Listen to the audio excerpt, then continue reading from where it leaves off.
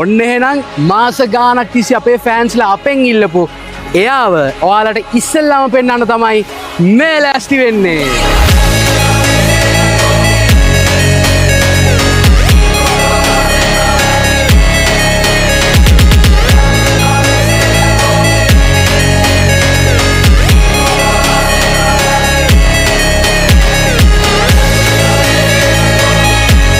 අපි ඔක්කොටම ඉස්සෙල්ලා මේ බස් එකේ එළියට අපි කරලා තියෙන වෙනස්කම් ටික ගිහින් බලමු. මේ විශේෂයෙන් කියන්න දෙයක් තියෙනවා. මේකට ඇවිල්ලා මේ ලොරි චැසි ෆෝම් කරනවා, ලේලන් බස් එකක් හදලා උඹලා මහ ලොකුවට පෙන්වන්න හදනවා. ඒ වගේ දේවල් කියන කට්ටිය නම් මේ කමෙන්ට් සෙක්ෂන් එකට අපි බලාපොරොත්තු වෙන්නේ නැහැ. මොකද මේ බස් එකෙන් අපි පෙන්වන්න හදන්නේ ලංකාවේ අපේ කොල්ලන්ගේ තියෙන නිර්මාණශීලීත්වය මිසක් ලේලන් බස් ෆෝම් කිරිල්ලක් නෙමෙයි. ඉතින් ඒ හැඟීමෙන් බලන්න පුළුවන් අය විතරක් මේ වීඩියෝ එක ඉවරනකම් බලන්න. ඉතින් ලංකාවේ පළවෙනි වතාවට තමයි මේ විදියට ලේලන් බස් එක මූණ සම්පූර්ණයෙන්ම මොඩිෆිකේෂන්ස් කරේ. ඔව් ඉතින් කලින් බස් වලත් ලයිට්ස් එකක් දාලා පොඩි පොඩි වෙනස්කම් කරලා තියෙනවා. හැබැයි මේ බස් එකේ අපි ඔයා එන්න ළඟට King Long AC බස් එකට එන ලයිට්ස් දෙකක් සම්පූර්ණයෙන්ම අපි ලේලන් හෙඩ්ලයිට්ස් අයින් කරලා ෆික්ස් කරලා බෆර් එකත් සම්පූර්ණයෙන්ම ජපනීස් වෙහිකල් එකක වගේ ජපනීස් බස් එකක වගේ පෙනුමක් එන්න අලුතෙන්ම හදලා විශේෂම දේ එන්න ළඟට කොහොමද ෂෙල් එක අරන විදිය මේ ඔක්කොම ලංකාවේ අපේම කොල්ලොන්ගේ අතින් හැඩවෙච්ච නිර්මාණ. ඉතින් සයිඩ් බොඩි එක ගත්තොත් ලංකාවේ පළවෙනි වතාවට තමයි මේ විදියට silver white to tone full stiff එකක් ආවේ. මේ දවස්වල බස් වල සුදු යකඩ බලු පොළු දැම්මාම ඇක්සිඩන්ට් එකකදී මිනිස්සුන්ට ඩැමේජ් වෙනවා වැඩි. ඒ වගේ නොයෙකුත් මතවාද තියෙනවානේ. ඉතින් ඒකටත් හොඳම විසඳුමක් මේ බස් එකෙන් අපි එළියට දාලා තියෙනවා. ඉතින් ඇවිල්ලා බලන්න අපි මේකේ සම්පූර්ණ බලු වැටම සම්පූර්ණ ඇලුමිනියම් වලින් තමයි මේ විදියට ලස්සන ඩිසයින් එකක් එක්ක බලු වැඩ ගැහුවේ. ඉතින් පිටිපස්ස ගත්තොත් ඉස්සරහා වගේම සම්පූර්ණ King Long tail lights දාලා මේ විදියට මොඩිෆිකේෂන්ස් අපි කරා. ඉතින් විශේෂ දෙයක් කියන්න ඕනේ. මොකද ඔයාලා බලලාදී මේ කෑලි බෑලි එළියට පන්නලා අනම්මනම් කරලා තිනවා. හැබැයි ළඟට එන්න මේ හැම දෙයක්ම අපි හදලා තියෙන්නේ ෆයිබර් කියන මැටීරියල් එකෙන්. බොඩි ලයිට්ස් ගත්තොත් අපි බොඩි ලයිට්ස් එකත් ලොකු මොඩිෆිකේෂන් එකක් කරලා තිනවා. හැබැයි මේ කිසිම ලයිට් එකක් එළිය විතරයි එළියට එන්නේ. ලයිට් එකක් කිසිම විතකවත් එළියට පේන්නේ නැහැ. මොකද අපි ලයිට් පේන්න ගැව්වා මේ ලයිට් ඔන් කරාම තමයි වටපිටාව ඉන්න අයට ඒ එළිය වැඩි වෙලා ගොඩක් ඩිස්ට්‍රැක්ෂන් එකක් ඇති වෙන්නේ. ඉතින් ඇවිල්ලා බලන්න මෙතනත් ලයිට්ස්, මෙතනත් ලයිට්ස්, මෙතනත් ලයිට්ස්, මෙතනත් ලයිට්ස්. ඒ හැම එකක්ම ඇලුමිනියම් කේසින් වලින් දාලා එන්ග්‍රේවින්ග්ස් කරලා ප්ලාස්ටික් ෂීටින් එකක් උඩින් දාලා කවර් කරලා තමයි ඒ ලයිට්ස් අපි දාලා දින්නේ. මොකද මේ ලයිට්ස් අපි දාන්නේ බස් එක නතර කරලා තියෙදි විතරයි. නටන වෙලාවකට අවුට්ඩෝර් DJ එක යූස් කරද්දි ඒ වගේ දේවල් වලදී විතරයි ලයිට්ස් පාවිච්චි කරන්නේ. යද්දි දාන්න නෙමෙයි මේවා හදලා තියෙන්නේ.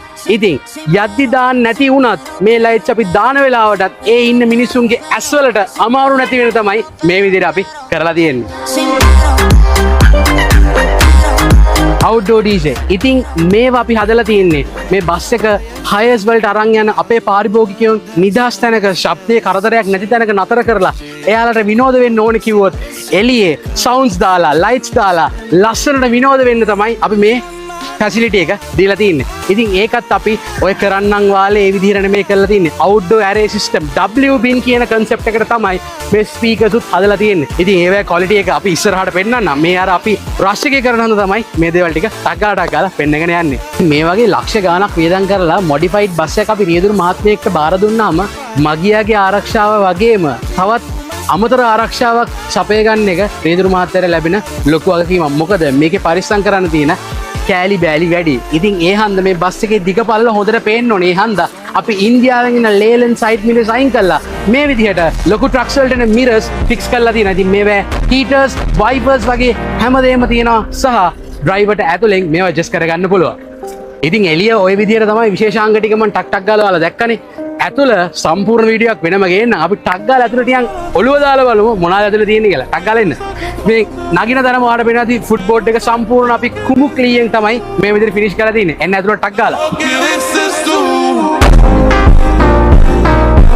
මේක ලොකු අලුත් දෙයක් නෙමෙයි.